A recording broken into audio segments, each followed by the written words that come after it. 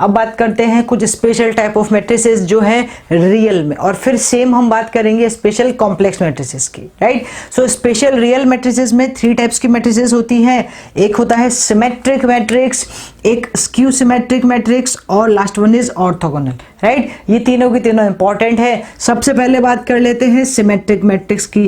कोई भी matrix symmetric matrix कहलाएगी if A is equals to A transpose for any square matrix is said to be symmetric matrix if A is equals to A transpose। उस matrix का transpose अगर हम लें, वो अगर उस मैट्रिक्स के इक्वल आ जाएगा तो वो बन जाएगी आपकी सिमेट्रिक मैट्रिक्स, राइट। सिमिलरली अगर बात करें स्क्यू सिमेट्रिक के स्टूडेंट्स, तो A transpose is equal to minus A अगर होता है तो उस केस में बनेगा स्क्यू सिमेट्रिक। मतलब सपोज मेरे पास एक कोई मैट्रिक्स है और उसको मैंने ट्रांसपोज किया, मतलब चेंजिंग रोज इनटू कॉलम और कॉलम इनटू रोज अगर आप करते हैं, तो उस केस में जब आप उसका ट्रांसपोज ले रहे हैं तो वो उस मैट्रिक्स के इक्वल ना आके नेगेटिव साइन के साथ उस मैट्रिक्स के इक्वल आएगा, तो वो कहलाएगी आपके पास स्क्यू सिमेट्रिक मैट्रिक्स, राइट। तो जो बेसिक मैट्रिक्स है, जो स्पेशल रियल मैट्रिक्स है, उसमें फर्स्ट है symmetric, means for any matrix is said to be symmetric if A is equals to A transpose, और अगर A is equals to minus A transpose या A transpose is equals to minus A होता है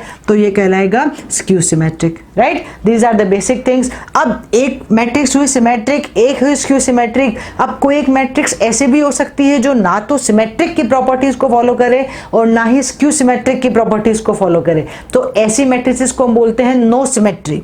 ऐसी matrices किस में आती है? नो सिमेट्री वाले केस में आती है, राइट, नो सिमेट्री। तो उस केस में क्या होगा, सपोज एक मैट्रिक्स मेरे पास में A है, वो ना तो सिमेट्रिक है, neither it is symmetric nor it is skew symmetric, then it is called no symmetry, right. अगर ये नो सिमेट्री में आता है तो स्टूडेंट्स ऐसी मैट्रिसेस को अगर आप इसके ट्रांसपोज के साथ ऐड कराएंगे, मींस अगर A मेरी नो सिमेट्री वाली मैट्रिक्स है और अगर उसको मैं उसके ट्रांसपोज के साथ ऐड कराती हूं, तो इसका जो रिजल्ट आएगा वो हमेशा क्या रहता है, वो सिमेट्रिक रहेगा, राइट। अगर आपने क्या किया, एडिशन कराया, इस पे बेस्ड गेट प्रॉब्लम भी आई थी स्टूडेंट, तो if A is no symmetry matrix and you add its transpose with this one, तो A plus A transpose is equals to क्या बन जाएगा, सिमेट्रिक, ठीक है। Similarly A minus A transpose बनेगा हमारा स्क्यू सिमेट्रिक, ये तो बन गया सिमेट्रिक,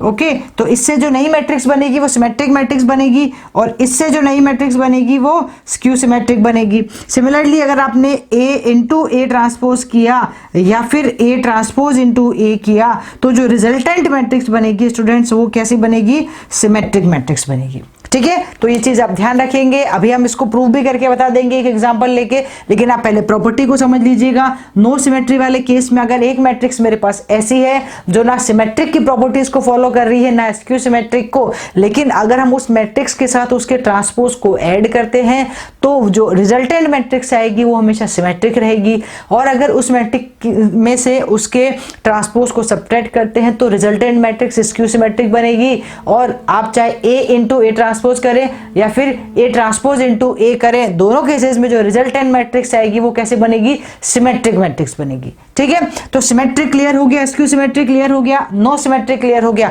अब एक एग्जांपल लेते हैं नो सिमेट्रिक का, फिर उसके बाद हम ऑर्थोगोनल पर आएंगे। सपोज एक एग्जांपल हमने लिया, एक मैट्रिक्स A है जिसका ऑर्डर 3 क्रॉस 3 है, मैट्रिक्स है 1 2 -4 5 -1 2 3 1 और 6, ओके। सबसे पहले इस मैट्रिक्स को चेक करते हैं कि ये सिमेट्रिक है या स्क्यू सिमेट्रिक है। तो उसके लिए क्या करेंगे, इसका ट्रांसपोज फाइंड आउट करेंगे।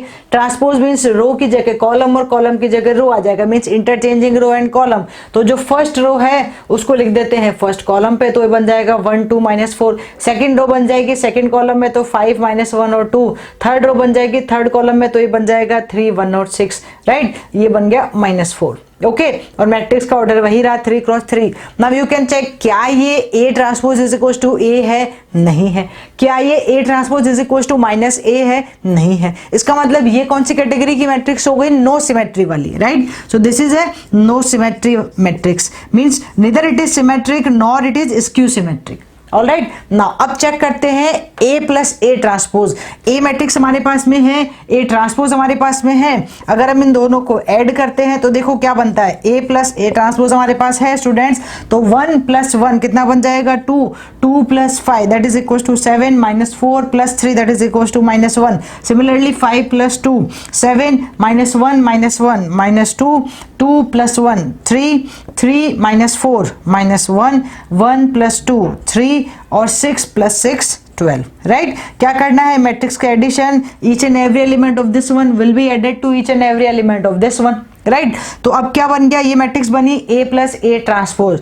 Now I have to check A plus A transpose symmetric है क्यों सिमेट्रिक है, तो क्या करेंगे, इसका ट्रांसपोज लेकर देखेंगे। तो ये जो रिजल्टेंट मैट्रिक्स है इसका ट्रांसपोज ले लेते हैं, इसका ट्रांसपोज लेते हैं तो देखिए क्या बनेगा 2, इसकी फर्स्ट रो जो है फर्स्ट कॉलम में चली जाएगी तो ये बन जाएगा 2 7 माइनस 1, ये फर्स्ट रो है। सेकंड रो सेकंड कॉलम में चली जाएगी तो 7 माइनस 2 और 3 बन गया। थर्ड रो थर्ड कॉलम में तो माइनस 1 3 और 12 बन जाएगा। क्या ये दोनों सेम दिखाई दे रहे हैं, बिल्कुल। देखिए 2 7 माइनस 1 7 माइनस 2 3 माइनस 1 3 और 12, इसका मतलब ये हुआ कि A मैट्रिक्स अगर स्क्यू सिमेट्रिक और सिमेट्रिक दोनों ही नहीं है और आप उसके साथ उसके ट्रांसपोज को ऐड करते हैं तो रिजल्टेंट मैट्रिक्स हमेशा क्या बनेगी, सिमेट्रिक मैट्रिक्स बनेगी, राइट। सिमिलरली आप प्रूव कर सकते हैं A माइनस ए ट्रांसपोज को आप चेक करेंगे तो वो डेफिनेटली स्क्यू सिमेट्रिक बनेगा। आप A इंटू ए ट्रांसपोज करेंगे या फिर A ट्रांसपोज इंटू ए करेंगे स्टूडेंट्स तो वो सिमेट्रिक बनेगा। Okay, so this is special properties को आप ध्यान रखिए और एक स्पेशल नोट बना के नोट डाउन कर लीजिएगा। ओके, चलिए अब बढ़ते हैं आगे। लास्ट हमने देखा सिमेट्रिक, स्क्यू सिमेट्रिक, और अब बात करते हैं एक important special real matrix that is orthogonal. Okay, see the orthogonal matrix, any square matrix is said to be orthogonal matrix if its transpose is equals to its inverse, right। बहुत basic से define है, any square matrix is said to be orthogonal matrix if its transpose is equals to its inverse, or you can say any square matrix is said to be orthogonal matrix if the product of the matrix and the product of its transpose is equals to identity, right। तो means A transpose is equals to A inverse है तो भी ये orthogonal matrix है, और A into A transpose is equals to I है तो भी ये एक orthogonal matrix है। ओके स्टूडेंट्स, तो ऑर्थोगोनल मैट्रिक्स सबसे बेसिक सा डिफाइन यही है ऑर्थोगोनल का। इसके बाद दो स्पेशल डिफाइन आपको ध्यान रखने हैं। कोई भी मैट्रिक्स ऑर्थोगोनल अगर मैट्रिक्स होता है तो वो ऑर्थोगोनल वेक्टर की जैसे काम करेगा, राइट, और वो ऑर्थोगोनल वेक्टर की प्रॉपर्टीज को फॉलो करेगा, सेटिस्फाई करेगा, और साथ ही साथ वो ऑर्थो नॉर्मल की प्रॉपर्टीज को भी सेटिस्फाई करेगा। मेरी बात आराम से सुनिएगा, राइट। तो पहले यहाँ नोट डाउन करते हैं, नोट्स में लिखिए आप भी कि सबसे पहले कोई भी matrix for any matrix if it is orthogonal or for any orthogonal matrix it satisfies the property of orthogonal vector and orthonormal vector, orthogonal vector and orthonormal vector. इसका मतलब ये हुआ कि कोई भी मैट्रिक्स ऑर्थोगोनल मैट्रिक्स होगा।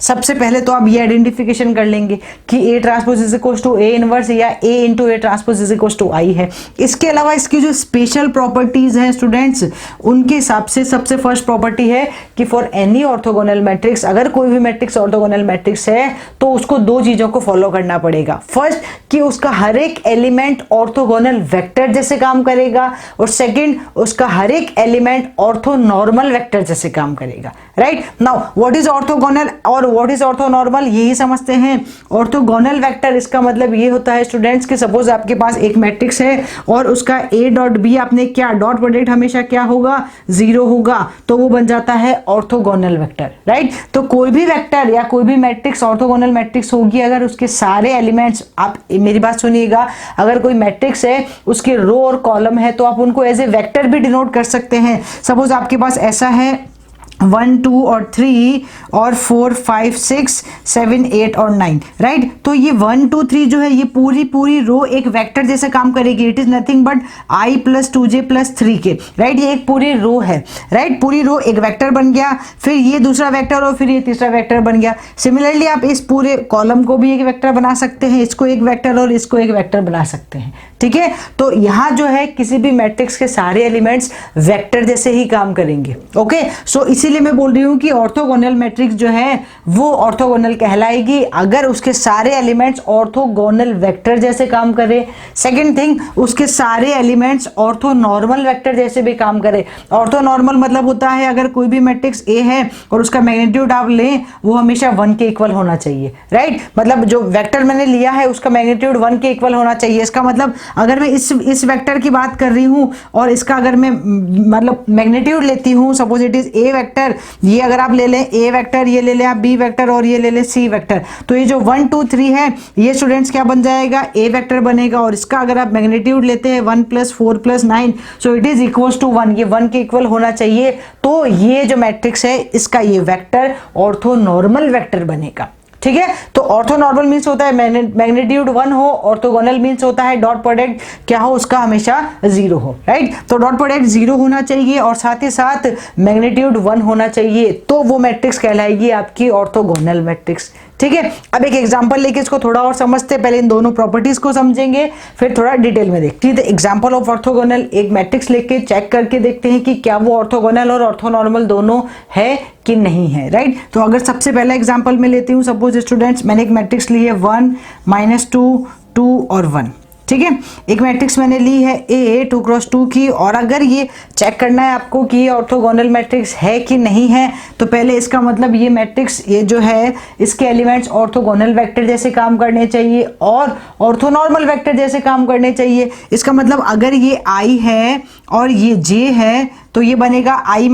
2j और ये बनेगा 2i + j, राइट। और इन दोनों का डॉट प्रोडक्ट 0 के इक्वल आना चाहिए। तो अगर आप यहां से देखते हैं i - 2j, ये जो मेरा वेक्टर a है, और b वेक्टर क्या बन रहा है 2i + j, इन दोनों का अगर आप डॉट प्रोडक्ट कराओगे तो क्या ये 0 बन रहा है, ये बनेगा +2 और -2, yes it is equal to 0। तो इसका मतलब अभी तो ऑर्थोगोनल मैट्रिक्स जो है इसके सारे एलिमेंट्स ऑर्थोगोनल वेक्टर जैसे काम कर रहे हैं। नाउ लेट्स चेक कि क्या ये ऑर्थोनॉर्मल भी है, मींस क्या इस वेक्टर का मैग्नीट्यूड 1 के इक्वल है। तो जब आप मैग्नीट्यूड निकालेंगे वेक्टर a का, तो a का मैग्नीट्यूड क्या हो जाएगा 1 + 4 विच इज इक्वल टू √5। इसका मतलब ये ऑर्थोनॉर्मल नहीं है। ऑर्थोनॉर्मल नहीं है तो ये मैट्रिक्स ऑर्थोगोनल भी नहीं होगी, ओके। मेरी बात आराम से समझिएगा। अगर ये मैट्रिक्स जो ऑर्थोगोनल की प्रॉपर्टी को सेटिस्फाई करती है सिर्फ, तो आप नहीं बोल सकते कि ये ऑर्थोगोनल मैट्रिक्स है।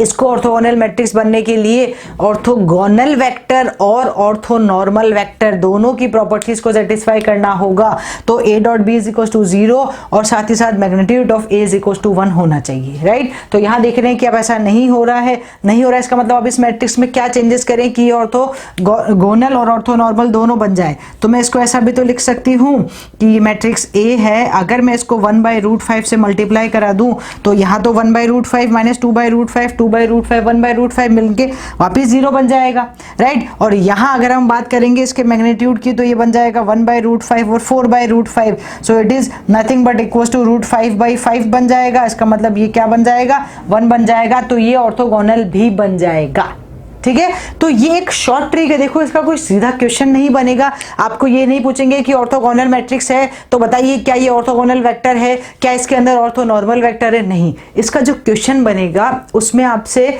कई बार ऐसे क्वेश्चंस होते हैं ऑर्थोगोनल मैट्रिक्स के जिनको आप सिर्फ ये प्रॉपर्टी अप्लाई करके या ये प्रॉपर्टी अप्लाई करके डायरेक्ट आप चेक कर सकते हैं, आपको A करने की जरूरत नहीं पड़ती है, ठीक है। आपने सिर्फ डॉट प्रोडक्ट देखा या मैग्नीट्यूड देखा और वो इक्वल आ गया 1 या 0 के, तो आप डायरेक्ट बोल सकते हैं कि ये ऑर्थोगोनल है, राइट। इस पर बेस्ड अभी एग्जांपल हम देखेंगे, लेकिन ये प्रॉपर्टी इंपॉर्टेंट है, प्लीज इसको अच्छे से समझिएगा, राइट। और बहुत एकदम क्लियर आपके माइंड में होना चाहिए, राइट, ठीक है। एक एग्जांपल मैंने ये लिया, सपोज एक एग्जांपल और लेके देखते हैं, cos थीटा sin थीटा वाला एग्जांपल लें अगर हम, cos थीटा - sin थीटा और cos थीटा, क्या ये ऑर्थोगोनल मैट्रिक्स है? सबसे पहले चेक करना है इसके वेक्टर्स को, डॉट प्रोडक्ट, तो ये बनेगा cos थीटा sin थीटा और यहाँ बनेगा minus sin theta cos theta, yes 0 आ रहा है। इसका magnitude cos square theta plus sin square theta 1 आ रहा है, हाँ बिल्कुल। तो इसका मतलब ये ऑर्थोगोनल मैट्रिक्स है।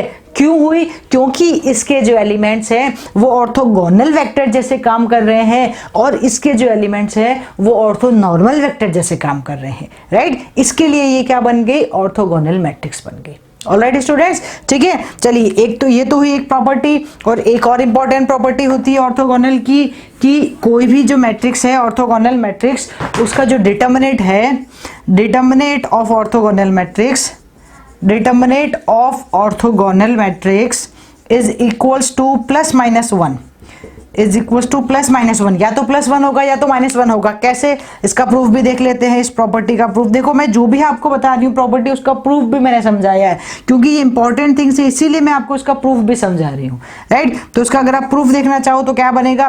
कोई भी मैट्रिक्स ऑर्थोगोनल मैट्रिक्स है तो उसका डिटरमिनेंट प्लस माइनस 1 होता है, राइट। तो मैट्रिक्स ऑर्थोगोनल होगी तो उसका मतलब क्या बनेगा? A transpose is equal to I बनेगा। और अगर A transpose is equal to I है तो इसका डिटरमिनेंट निकाल लेते हैं दोनों तरफ, ठीक है। Determinant of A into determinant of A transpose is equal to determinant of I means हो जाएगा 1, राइट। अब क्योंकि अभी तक हमने डिटर्मिनेंट नहीं पढ़ा है, इसलिए मैं आपको एक प्रॉपर्टी डायरेक्ट बता देती हूँ कि डिटर्मिनेंट जो है वो रो और कॉलम के इंटरचेंज से इफेक्ट नहीं होता है। इसलिए जो डिटर्मिनेंट मैट्रिक्स ए का होता है वही डिटर्मिनेंट मैट्रिक्स ए ट्रांसपोज का भी होता है ऑलवेज, राइट। इसलिए आप ऐसा लिख सकते हैं कि determinant of A into determinant of A is equal to 1। It means you can write determinant of A square is equal to 1। It means you can write determinant of A is equal to क्या बन जाएगा? Plus minus 1। और ये A क्या थी? Orthogonal matrix थी, right. तो अगर कोई भी मैट्रिक्स ऑर्थोगोनल मैट्रिक्स है तो उसका डिटर्मिनेंट क्या बनेगा? प्लस 1 या फिर माइनस 1, राइट। लेकिन जनरली जो हम लेते हैं स्टूडेंट्स वो हम प्लस 1 लेके चलते हैं। मोस्ट ऑफ केसेस में हम प्लस 1 कंसिडर करके चलते हैं, राइट। तो ये जो प्रॉपर्टीज है, ये प्रॉपर्टीज इसलिए भी हैं स्टूडेंट्स कि आप आइडेंटिफाई कर पाए। अगर किसी क्वेश्चन में आप अटक रहे हो और आपसे पूछा जाए कि ऑर्थोगोनल मैट्रिक्स है कि नहीं है, पहले ये चेक करो, तो आप डायरेक्टली उसका डिटर्मिनेंट प्लस 1 या माइनस 1 में से कुछ होना चाहिए, राइट। या डिटर्मिनेंट प्लस 1 और माइनस 1 रख के भी आप क्वेश्चंस को सॉल्व कर सकते हैं। सिमिलरली ऑर्थोगोनल और ऑर्थोनॉर्मल रख के भी आप उस क्वेश्चन को सॉल्व कर सकते हैं, ओके। तो कई क्वेश्चंस आप अगर देखेंगे पिछले कुछ सालों के गेट प्रॉब्लम्स में तो आपको ऐसे क्वेश्चंस भी दिखेंगे जो इन प्रॉपर्टीज पे आप उनको अप्लाई कर सकते हैं।